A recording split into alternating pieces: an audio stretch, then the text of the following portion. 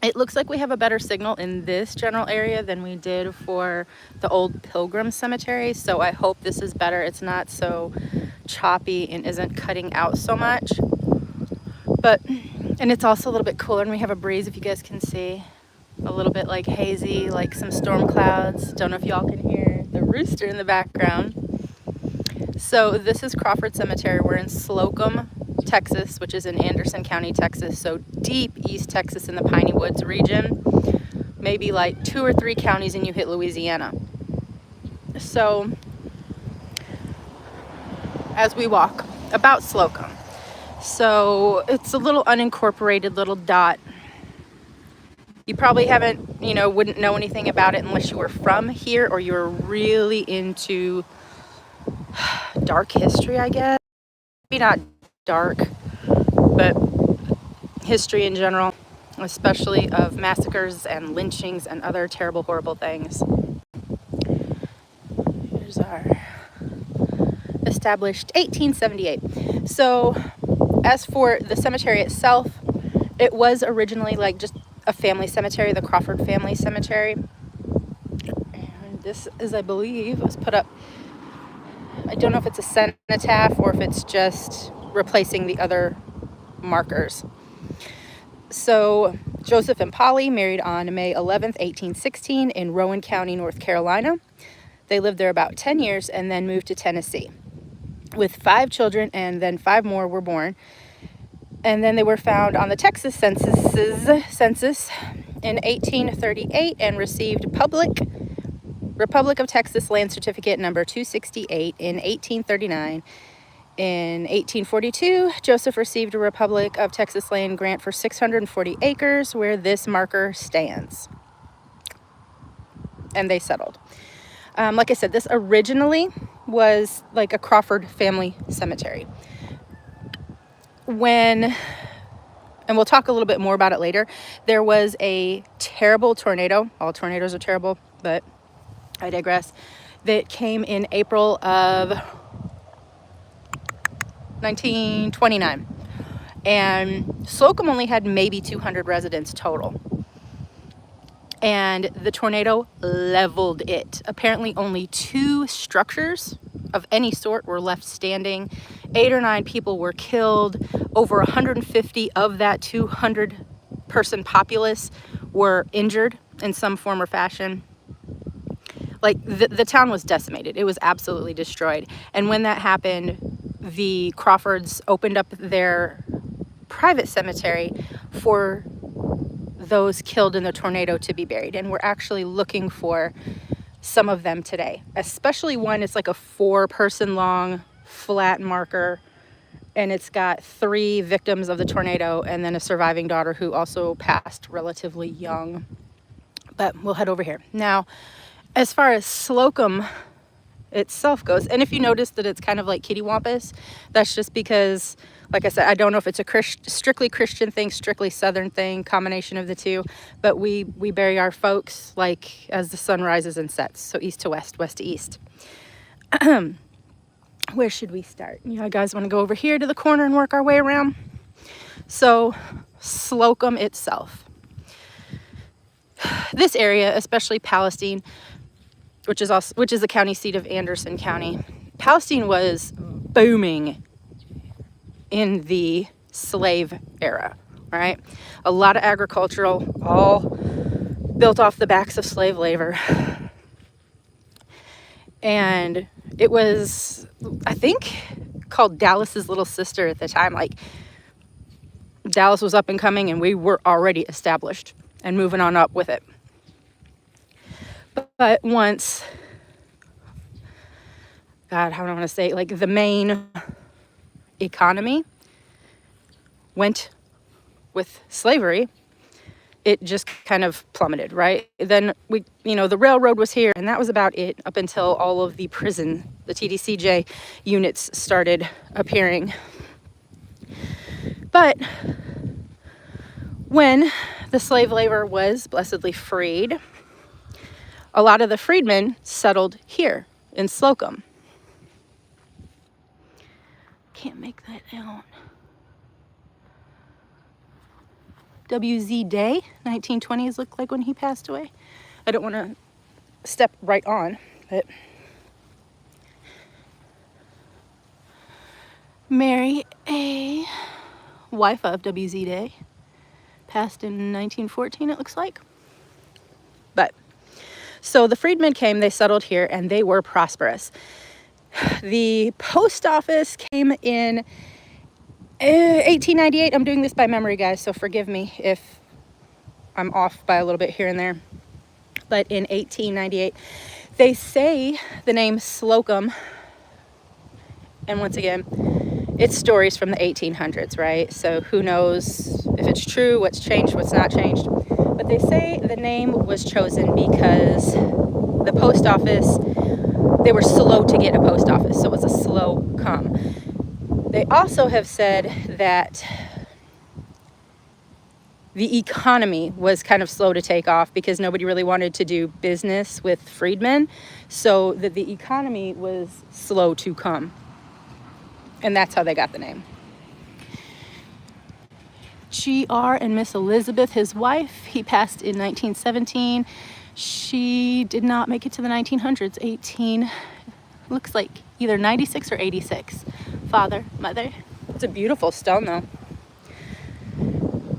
So, freedmen, right, settled the area, and they did the damn thing. They started to prosper. And I mean, they were buying land, they were building businesses, they were doing trade, like everything you hope they would probably hope for their children, right?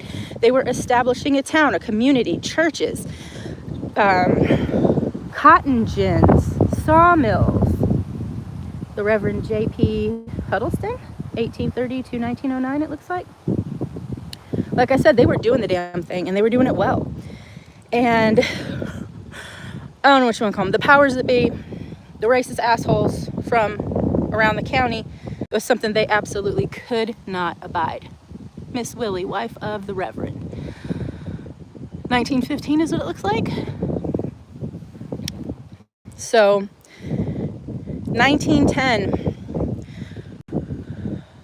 the white gentleman that absolutely could not abide the fact that there were black freedmen doing a much better job at living life than they were, and making money and buying land and taking care of their families,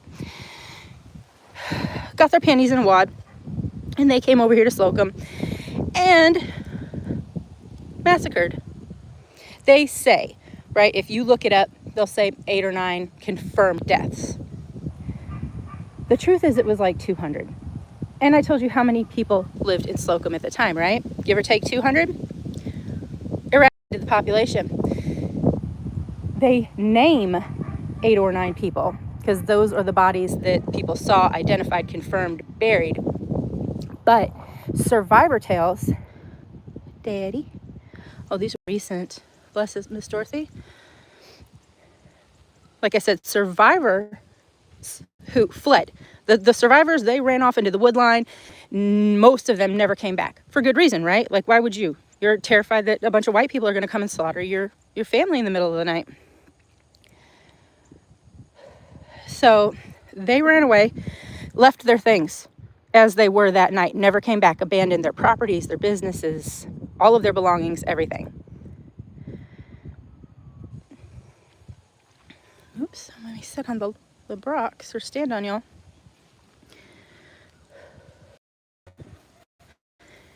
Ezzy and Calvin. Mr. Calvin, looks like you're still with us. Ride hard or stay home. Let's see what the other side says.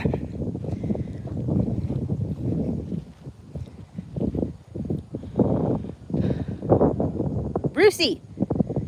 Bruce Earl Perry. I'm guessing he liked to ride the bikes. I wonder if that had anything to do with his early passing. We'll have to look him up when we get home, okay, guys? Baker, our son. So clearly we're in a newer section. We'll head back to the older section and look for those tornado victims in a little bit, but I wanted to start at the corner and start working around.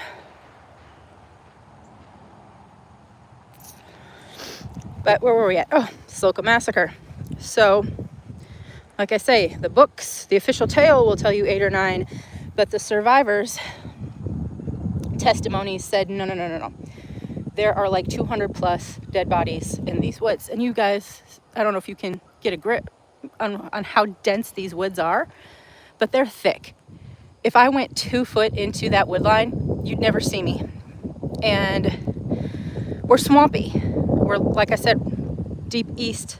Oh, I got a couple drips on me, y'all. I'm about to get some rain. Piney woods, right next to Louisiana. We're swampy. So you have that to contend with too.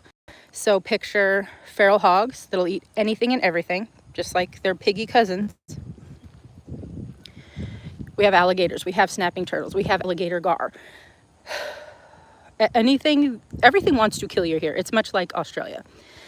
And there very well could be 200 plus bodies in these woods that we would never ever find, especially from 1910. I mean, scattered bones, maybe, but nobody's developing these areas either. They're just stands of trees. They may come through every great once in a while, log it, but not really. I should. Leo. All right, let's see what's over here, and then we'll start around. So the entire town was absolutely wiped out by a white racist piece of shit mob. And I believe 2 or 3 gentlemen were arrested for it, but nothing came of it. They were promptly acquitted and came back to their lives and lived the rest of their lives in freedom after having instigated or at least partaken. They're still with us. Yay. It's a beautiful marker. In the murder of some 200 odd freedmen and their families. So don't believe that it was just, the men that were murdered during this. They killed women, children. It was indiscriminate. But the entire town was wiped out. Like I said, everybody left because they valued their lives. Mr. Buddy. Miss Gina and Diaz. So they left everything. Like I said, clothes in drawers, cups still sitting on like the tabletops. And the white people who were responsible for the massacre just boogied on over and took what they wanted, which was everything. They took the land, they took the businesses, everything attached. Hi, Miss Joyce. Left us. They both left us in 2016. Mr. Leonard in June, and the lovely Miss Joyce in 2016. I love those pictures. So they took what they wanted, like I said, which was everything. And nothing ever happened. Descendants got together, some of the descendants, of course, not all of them, and made sure that the history was more out there.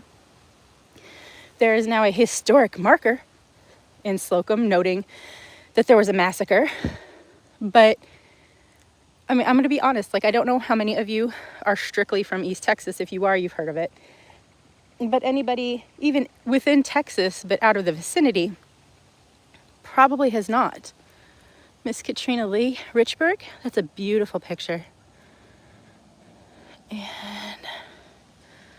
I'm guessing this is your baby.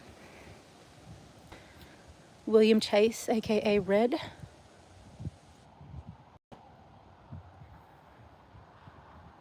And Rufus and Matilda, Tilly and Billy. Mr. Billy appears to still be with us. So that happened.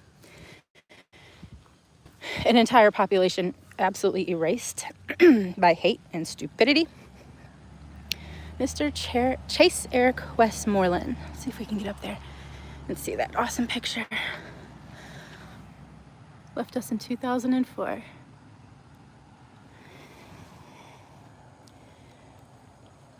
And Alfred, Mr. Ronald, 1999. Oh, Miss Mary Frances. You made it significantly longer. So, Slocum moves on, does its thing, never really gets to be more than 200 people. And then, in April of 1929, a tornado comes to the little town of Slocum. And Miss Ava, I'm guessing you're a doctor or a nurse. And Mr. Billy, Mamie, Marguerite.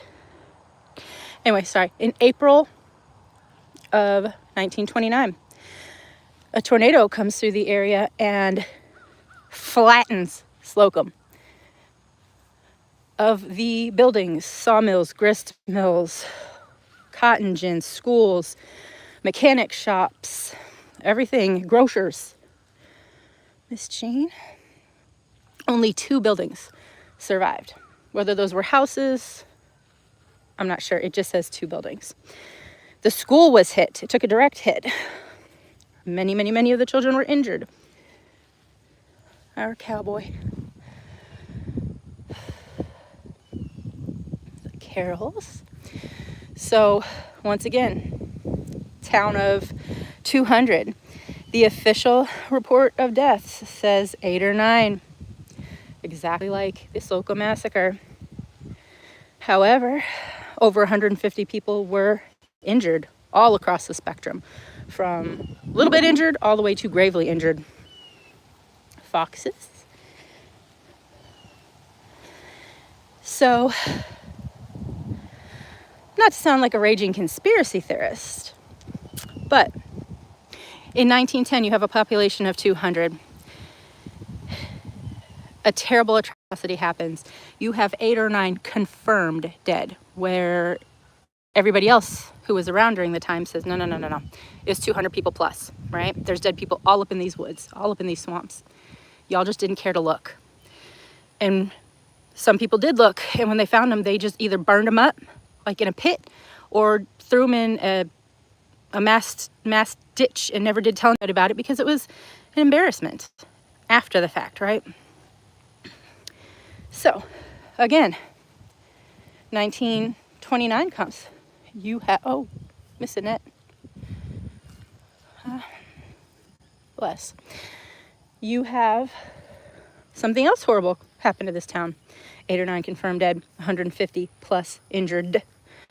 So, does it sound like, I don't know, karma in a weird way? Hey, Donna, did it cut out? It looked like we had a way better signal here than we did at Pilgrim. So maybe once I get a little bit higher, like, because I'm in a low down section of it, maybe it'll get a little bit better. But what do you guys think? Is it karmic justice? Because this is the land that all belonged to the people who were either massacred or were run off by the massacre. And the people who were here in 1929 are the people maybe not actually responsible for the massacre, like maybe they didn't put hands on, but they did come over here and they did take the land that they had zero business having. Oh, was it just you, Miss Donna? I mean, it could very well be me because, like I said, I'm in the middle of nowhere. So they took this land they had no business being on in the first place. And I do believe that land can be stigmatized. When horrible things happen and there's no justice, I think the land remembers. And that's just me. But I believe in ghosts and things like that too. So take that as you may. Shavers. Moselle.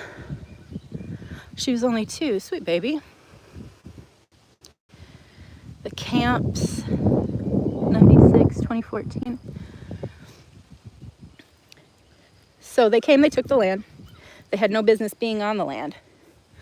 And then in 1929, a tornado comes through and levels the playing field. Literally levels the playing field.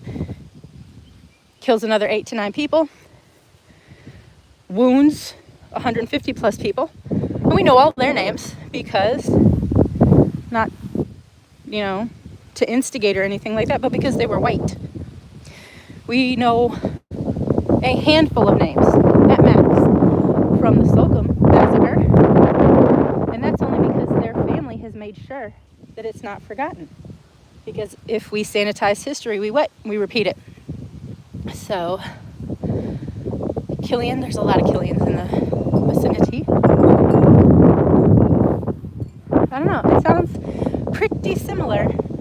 a tiny little fragment of nothing in the middle of a tiny little, well, tiny, 1,200 square miles, but not densely populated for sure, area of Texas.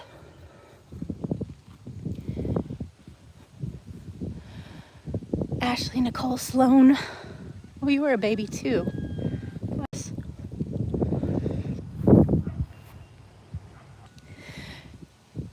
If it's hard to hear me, I apologize. It's getting really windy. We've had a couple of sprinkles, but it's mostly the wind, I would think, that's making it kind of choppy. But so we have, let me avoid stepping on you, sir, madam. The tornado that decimates the population. They rebuild, business as usual. And now we're back to 200 some odd population. There's a school here. I don't think there's any real industry, so to speak. There's probably a couple of little oil wells, people farming for timber. Like most of Anderson County, a majority of people work for the Walmart warehouses or TDCJ, the Texas Department of Criminal Justice, because there's like 4 or 5 units just in this county alone, one of which being Cofield, L-U-E, Gilmore, which is the largest maximum security prison in the state of Texas. I think they've got 4,000 plus odd inmates. And no air conditioning, because Texas has decided that if there are voters, if there are law-abiding pieces of constituency, right, that have done well and have tried their entire life, that are living without air conditioning, by God, so will the inmates. So that is what it is. I mean, I can kind of get behind it, right? Like, but at the same time, I am weak. I promise you guys, like, when it's 110 degrees and 100% humidity because we're swampy, I would just curl up in a ball and give up. J.B. Bishop, son of Mr. and Mrs. 1917 to 1929. There we are. April 1st was before the tornado. I'll say the tornado was like the 24th. So he passed before that, but it is the right year. So we're in the right section. And here they are, the Kirkwoods, my guys. So Maudie, the mom, I don't want to step on her, but let me see if I can move the flowers just a hair. Miss Maudie, 29, thereabouts, was at home with her 4-year-old son, Marvin. 4-year-old son, I'm sorry, RW. 2-year-old son, Marvin. Y'all, my math is not mathing.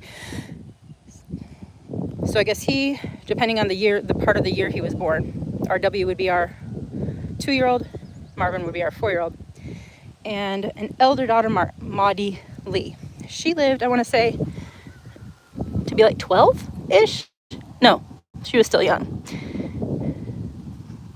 But these 3, mom, 2 baby boys, were at home when the tornado hit, and they were all killed. I don't believe they lingered. I think it was in the actual tornado, not in the aftermath. So they were taken. So that's at least a third of the victims right there. Some more Kirkwoods, but after.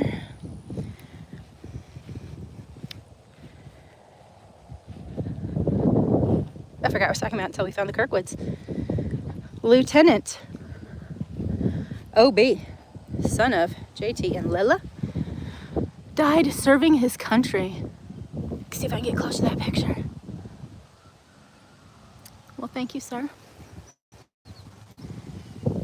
So I wonder if we can look up when I get home if that's a cenotaph. I feel like when I was doing just like very basic research on this cemetery that it is a cenotaph, so that, you know, his family had something to come and visit, but his actual physical body is in France, where he passed away.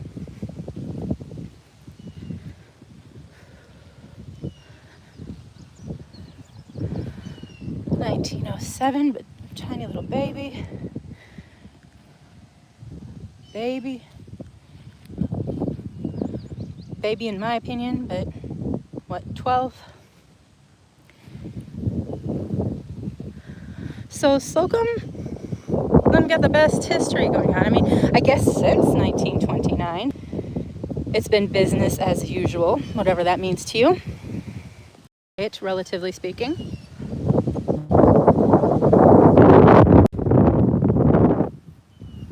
Crawfords, Murdochs. The wind, but it feels nice, I'm not gonna lie. Say this one is not so big. What y'all think? Maybe 300 odd people in here that we know of. Mother Annie M. Bozeman Camp. Gone but not forgotten. Miss Lucille, since there's no day to death. What y'all think? Born and died. Richard Bozeman, 1915. Counts. I mean, it's well kept. The sign up at the front says that they take donations and there's a P.O. box in town that you can send them to. But unlike the other cemeteries where like the families maintain it, I guess this is just maybe a group of like-minded individuals who got together.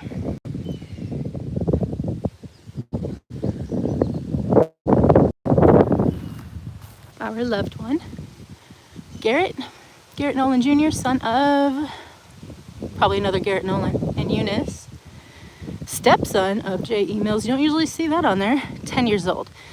May 13th, 1929. Like I said, the tornado was April 24th of 1929. So it's possible that he is a victim too and he lingered. I'll look him up when I get home too. And I know still with the old Pilgrim Cemetery, I said I was going to go through that video and like look people up and take snippets of it, but it was so choppy and grainy just because we had zero reception up there that I may just have to go back, shoot an actual video and do it like that because it was so grainy you couldn't make out like anything the headstone. So I apologize. When I was looking at it through my phone, it looked like we were good to go and it was just clear. Bridges. And if y'all see, like I said, we're swampy. Wet all the time. So this algae is everywhere. It's on buildings, houses, graves, trees, and it's really hard to get off. I've heard that D2 is good. And I kind of want to come out here and try it, but I also don't want to irritate anybody, make anybody mad, step on anybody's toes, because I guess it's real polarizing when you go to clean graves that aren't your family's. The Moors, Hardy and Myrtle. So I guess people have like real strong feelings, like when people come out and they clean the graves. And I think they all admit that the people are doing it for the right reasons, but they're also saying if it's not your property or your family's property, you have no business touching it. Which I can get behind both, right?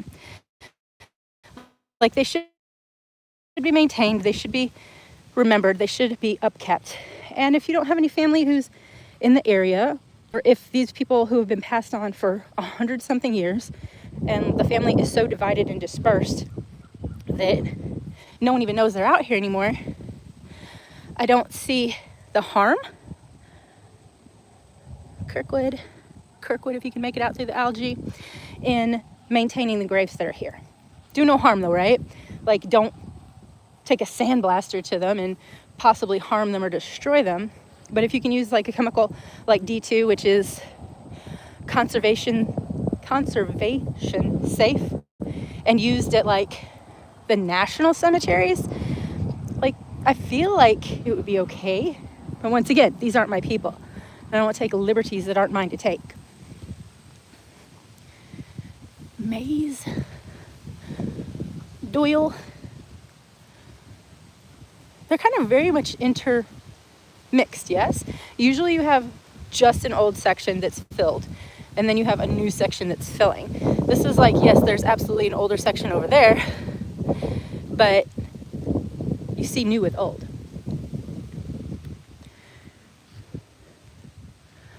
What you got? Something shiny. I'm like a raccoon, y'all. If it's shiny, I'm on it. United Methodist Clergy, Mr. Randy, 2022. The maze.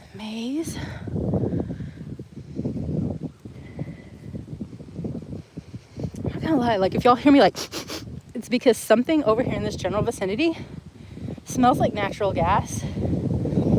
Miss Susan. But it could be something over there if they're like, because I think there's maybe oil back that way. Mr. and Mrs. Kirkwood, Mr. James Oren Sr., Miss Sally. I love the pictures. They just all, like, I don't know, so happy and so content, and you remember them in a better time.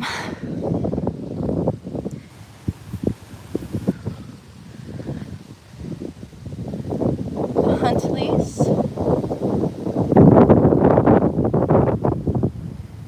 Mules.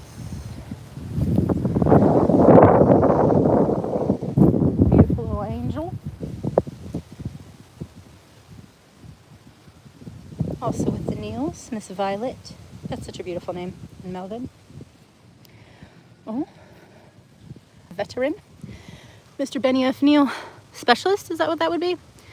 U.S. Army, Vietnam. And then we kind of come to a skinny little point over here with the Crawfords, Miss Alice, Mr. Norris, and Hazel. Oh, Miss Hazel donated her body to science.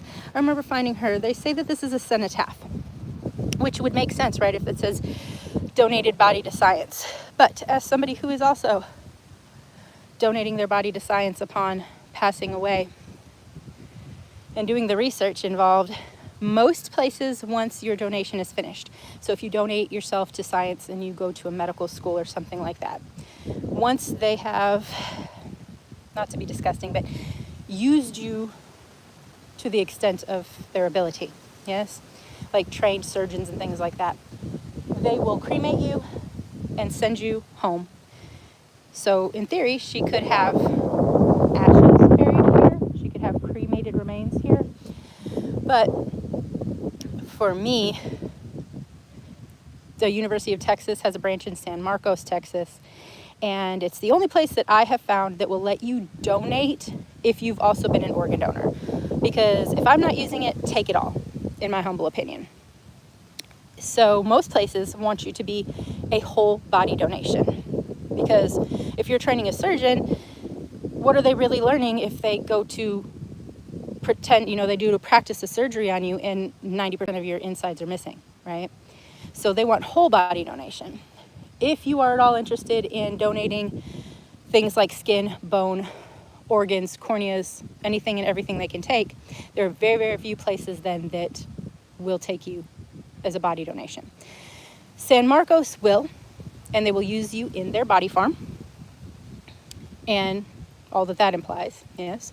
There's another really famous one, I believe, in Tennessee. I don't remember ever hearing much about the one in San Marcos until I went looking.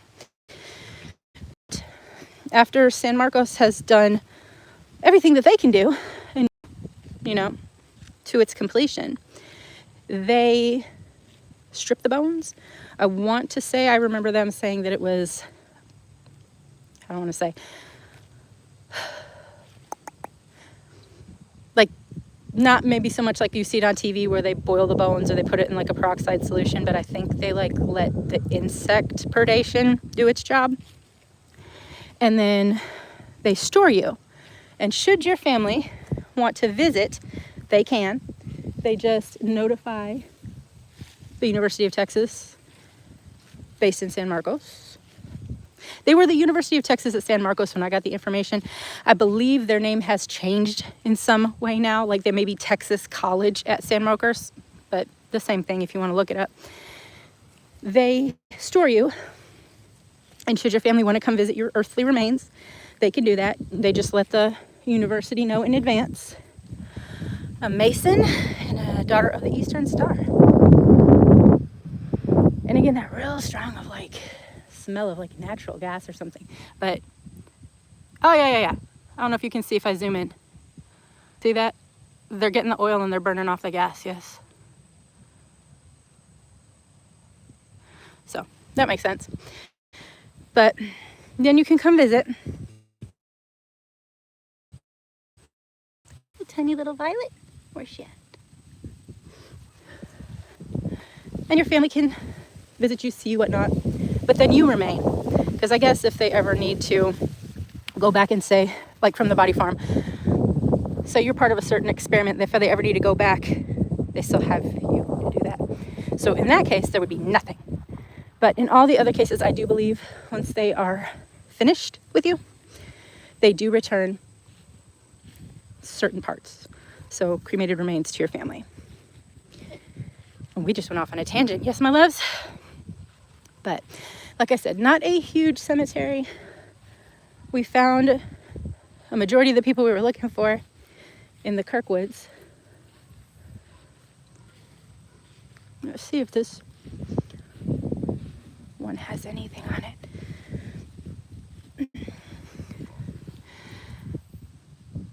Does it look like Grandma Frank's?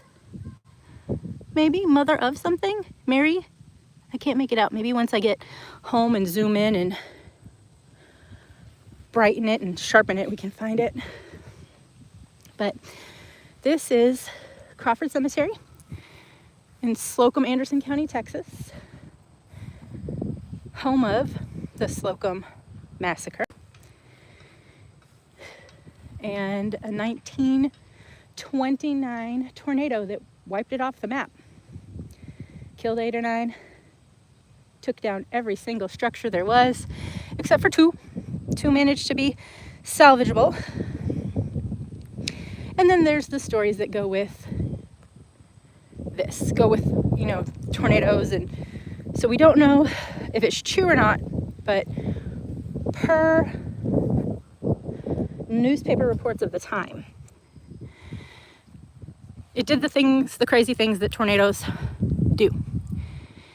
It picked up one house, a lady said, spun it completely around, set it back down on the same foundation, but facing the opposite direction. So if the front door was facing north, the tornado picked it up, spun it around a 180, and set it down with the door facing south. But on the same foundation, apparently. One of the huge saw blades from the sawmill was, so we're talking like what, 6 foot tall blade embedded in a tree. There was a mule like 40 feet up, one of these like longleaf pines or loblolly pines, perfectly fine, but stuck up the tree. And it took them like, they said they had to fall the tree. They felled the tree to get the mule down, and the mule was undamaged. So I'm not sure how you take down a 40-foot tree like and not hurt the animal, but we're just going off what the newspapers say, right? So also,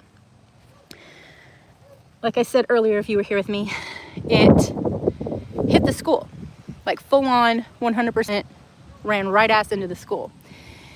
And I don't believe any of the school children died that were in the school. School children, of course, who were home at the time passed, like the ones we talked about. But there was one school teacher, I believe he was the principal, and he was infirm in some way. They said he was on a cane and he had problems getting around, but he still managed to like throw these kids under desks and tables and stuff like that, and they credit him with saving a majority of the students who were in the school at the time. And let's see, they said there was a little girl, itty bitty little thing, I want to say she was like 4 years old. She picked up her infant brother's body and walked something like 2+ miles, like through all the carnage, trying to find help for him. He had passed away. in the actual moment of the tornado. But she was little and she just knew she needed to find help for her baby brother. And so she literally picked up a child who was probably more than half the size of her and walked through rubble and carnage and probably still rain and winds and everything else to try to find help for him. Let's see what else. There was a store that was hit, and they said that the clothing from the store was hung up in all the tree branches and was waving in the wind, and it was like the eeriest sight, you know, for people who are searching the rubble looking for survivors and looking for bodies. And then you would look up, I imagine, especially like in, you know, when the sun began to set, and see what looked like almost like ghosts waving around in the trees.